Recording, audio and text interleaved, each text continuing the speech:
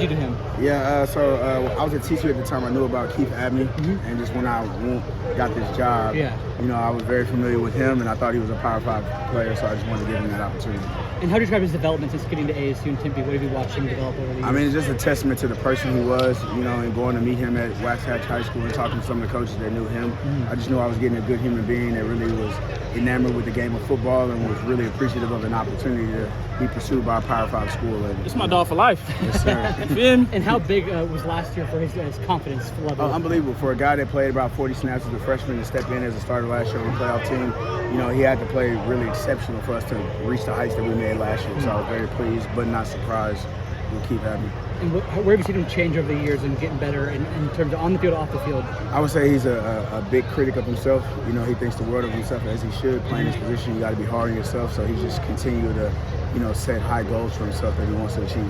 Last question: how does his success kind of help with that Texas to Tempe pipeline that you guys are trying to build? With him being Texas. I mean, not just Keith Abney. I mean, that goes to Jordan Clark, to Jordan Tyson, from Clayton Smith to C.J. Fight.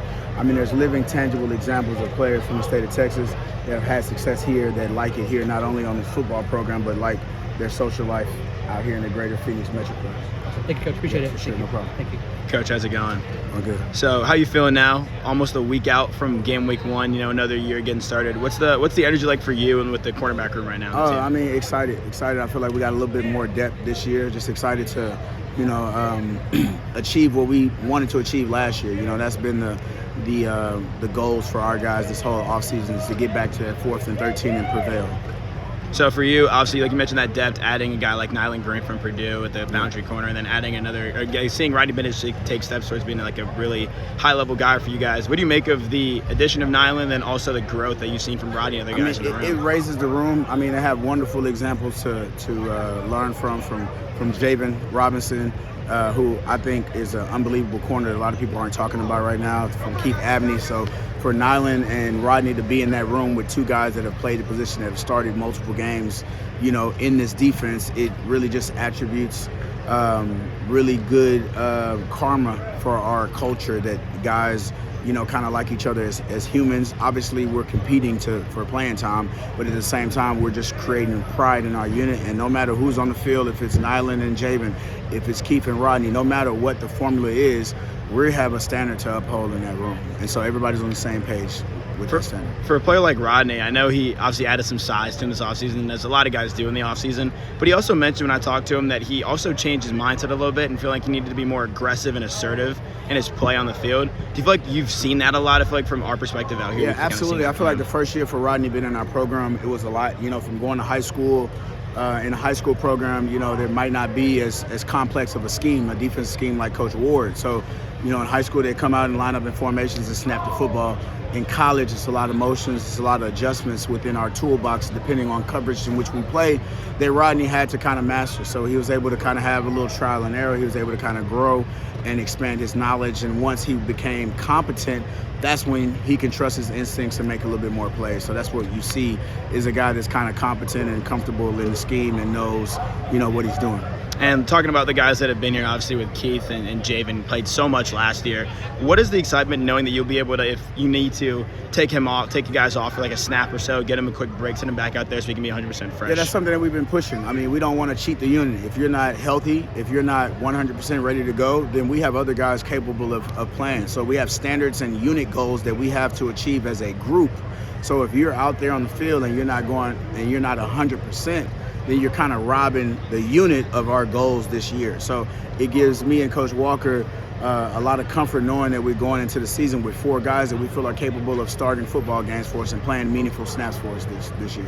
And mentioning those goals again for you guys, I know obviously sometimes you guys have like goals of a certain amount of maybe tangible things like interceptions or pass breakups, whatever.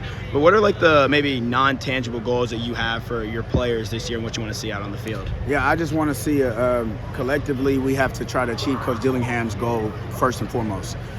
Which is to have team success and to win football games. When you win football games, I always say a high tide raises all the ships. So a lot of guys have, individual goals as well. We got to be mindful of those individual goals, but if we achieve our unit goals and our team goals, then I would assume if we take care of page 1, a lot of the stuff on your individual page will be checked. So just making sure that we have our focus it's no different than last year. We're capable of anything, but we're entitled to nothing, and we got to play 12 full games. We got to play 12 full games. It doesn't matter the first game of the season. It's all about the complete body of work. Just like a cornerback, Javen Robinson has to play 70 snaps. It's not about the first 25. It's really about all of those snaps. So just getting our guys to have that mindset that we're entitled to to nothing, but capable of anything. And, you know, if it's not broke, we're not going to fix it. We're going to approach it the way we did last year.